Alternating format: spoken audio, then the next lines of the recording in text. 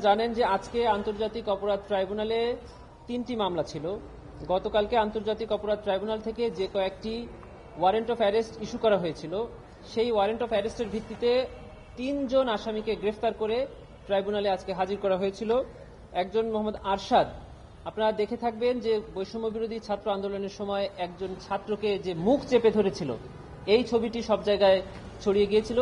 সেই police officer ছিলেন আরশাদ, তাকে আজকে গ্রেফতার করে ট্রাইব্যুনালে হাজির করা হয়েছে এবং গ্রেফতারের পর তাকে জেল হাজতে প্রেরণ করা হয়েছে।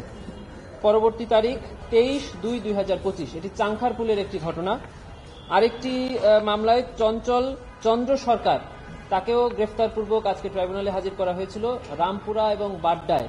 এই ঘটনাটি ঘটেছিল কার্নিশের সাথে ঝুলন্ত এক নিরীহ 18 বছর বয়স্ক ব্যক্তিকে বারবার গুলি করছিল, সেটাও আমরা দেখেছি। সেই গুলিকারী ব্যক্তি চঞ্চল চন্দ্র সরকার, তাকে গ্রেফতার করে আজকে ট্রাইব্যুনালে হাজির করা হয়েছিল। এই মামলার পরবর্তী তারিখ 24 মার্চ 2025। আরেকজন আসামি এম মইনুল ইসলাম, সে মিরপুরের ঘটনায় অভিযুক্ত, তাকেও ট্রাইব্যুনালের গ্রেফতারি পরোয়ানা মূলে গ্রেফতার করে আজকে ট্রাইব্যুনালে হাজির করা হয়েছে।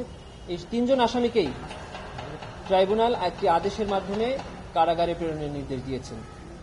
এম মইনুল ইসলামের মামলার পরবর্তী তারিখ 24 মার্চ 2025। এই ছিল আজকে ট্রাইব্যুনাল। একজন হলো 23/2/2025 আর বাকি দুইটা হলো 24/3/2025। ঠিক আছে।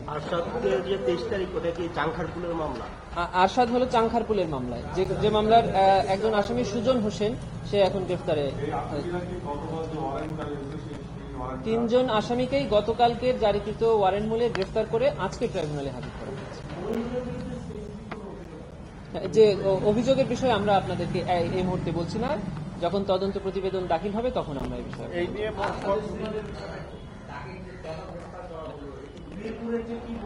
মুখ চেপে ধরছে তো শাহবাগ বা না, সেটা তো আরশাদ চাংখারপুরে। এডিসি মইনুল মিরপুরের দায়িত্ব ছিল। মিরপুরে আপনারা জানেন অনেক অকারেন্স হয়েছে। এই এডিসি মইনুল এডিসি হিসেবে তখন directly he was involved in the occurrence. ওই সময় ঘটনার সময় তিনি মিরপুরের এডিসি দায়িত্বে ছিলেন। ঠিক আছে, এটাই।